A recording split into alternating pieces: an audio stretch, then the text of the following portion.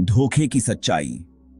त्रिया चरित्र की कहानी यदि याद कर ली तो जिंदगी में धोखा नहीं खाओगे। एक सवाल जो आपके मन में भी कभी न कभी जरूर आया होगा कि धोखा देने में सबसे ज्यादा मजा किसे आता है, औरतों को या मर्द को? क्या लगता है आपको? हालांकि धोखा दोनों लोग देते हैं, लेकिन धोखा देने में मजा किसे आता है? आइए मैं आपको बताता हूं। एक बार मंजिली और आर्यन दोनों अपनी अपनी मृत्यु के बाद यमराज के पास पहुंचे। सबसे पहले आर्यन की बारी आई। चित्रगुप्त ने लेखा जोखा देखा और बोले, प्रभु, इसने कोई पाप नहीं किया, इसलिए इसे स्वर्ग में जगह दी जाए। फिर मंजिली की बारी आई।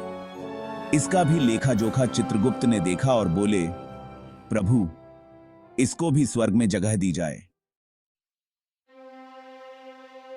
फिर यमराज बोले, बेटी, तुम कुछ पूछना चाहोगी? मंजिली ने कहा, हां प्रभु, मुझे पूछना है। मंजिली ने अपना सवाल पूछा और कहा, आपके पास आके हर कोई सच बोलता है, तो मुझे ये बताओ, धोखा देने में सबसे ज्यादा मजा किसे आता है, स्त्री या पुरुष को? यमराज ने कहा, तुम बताओ, तुम भी तो स्त्री हो, तुम्हें मजा आया कभी? मंजिली बोली, प्रभु, मैंने कभी धोखा नहीं दिया, इसलिए मुझे नहीं पता, लेकिन धोखा जरूर खाया है। मुझे पुरुष ने धोखा दिया है, तो शायद पुरुषों को ज्यादा मजा आता है। तभी पीछे से आर्यन बोला, प्रभु, पुरुषों को मजा नहीं आता है, औरतों को आता है। मुझे बहुत औरतों ने धोखा दिया है।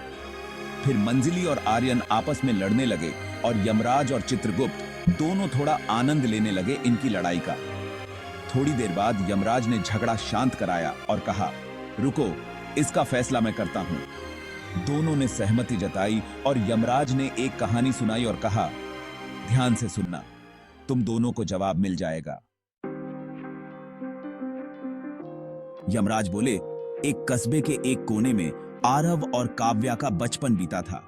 उनकी दोस्ती इतनी गहरी थी कि लोग कहते, ये दो जिस्म और एक जान है। समय के साथ उनकी दोस्ती ने प्यार का रूप ले लिया। आरव हमेशा कहता, काव्या, एक दिन मैं तुम्हारे लिए ऐसा जीवन बनाऊंगा जिसमें तुम्हें कोई तकलीफ ना हो। काव्या को आरव पर पूरा भरोसा था। उसकी आंखों में सपने थे और दिल में आरव के लिए अटूट प्रेम।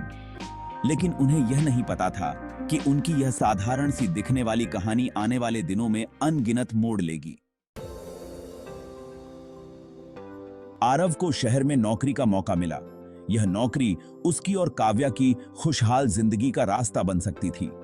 आरव ने काव्या से कहा, मैं बस कुछ सालों में सब कुछ ठीक कर दूंगा, तुम मेरा इंतजार करना। काव्या ने उसे भरोसा दिलाया, मैं हमेशा तुम्हारे साथ हूं, तुम जाओ और अपने सपने पूरे करो। आरव ने शहर की ओर रुख किया। शहर की चमचमाती रोशनी और बड़ी बड़ी इमारतें उसे आकर्षित करने लगीं। पहली बार उसने अपनी साधारण जिंदगी से बाहर कुछ नया महसूस किया। वह नौकरी में डूब गया। धीरे धीरे उसकी लाइफस्टाइल बदलने लगी। उसे नए दोस्त मिले और पार्टियों में जाना आम हो गया।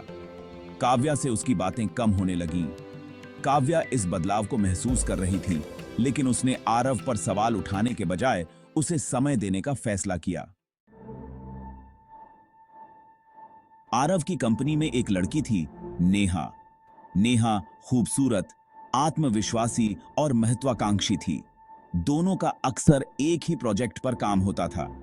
नेहा ने धीरे धीरे आरव की जिंदगी में जगह बना ली। वह उसकी मदद करती, उसे प्रेरित करती और एक अच्छी दोस्त बन गई। एक दिन नेहा ने आरव से कहा, तुम में वह काबिलियत है जो तुम्हें यहां के सबसे बड़े पद तक पहुंचा सकती है, बस तुम्हें खुद को बदलना होगा। आरव ने उसकी बातों पर गौर किया और खुद को पूरी तरह बदलने की कोशिश शुरू कर दी। इसी बीच नेहा और आरव की दोस्ती और गहरी हो गई। काव्या को आरव के बदलते व्यवहार का एहसास होने लगा।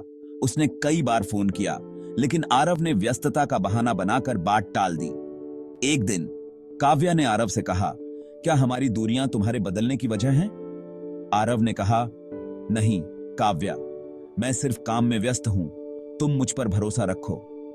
काव्या ने अपनी सारी चिंताओं को दिल में दबा लिया और उसका भरोसा कायम रखा।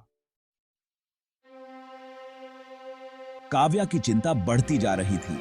एक दिन उसने आरव की सोशल मीडिया प्रोफाइल पर नेहा के साथ उसकी तस्वीरें देखीं।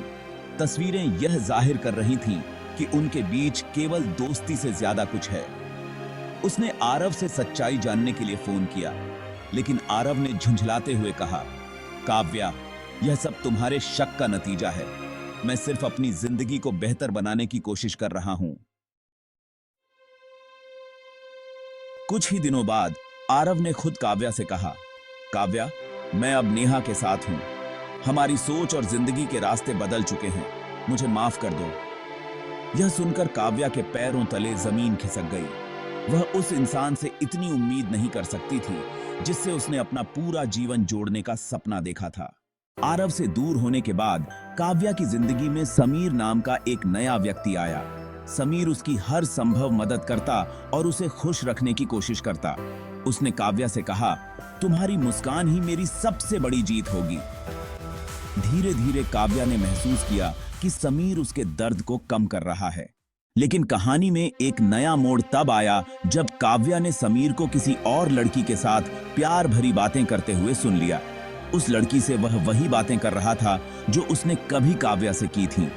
काव्या को समझ आ गया कि समीर भी एक दिखावटी इंसान है जो केवल अपने स्वार्थ के लिए रिश्ते निभा रहा था। एक रात काव्या को एक अज्ञात नंबर से एक खत मिला। उसमें लिखा था, काव्या, तुम्हें जितना दर्द आरव और समीर ने दिया है, उससे ज्यादा बड़ा सच तुम्हें जानना बाकी है। काव्या ने उस खत की सच्चाई जानने के लिए उस नंबर की खोज शुरू की। पता चला कि वह नंबर नेहा का था।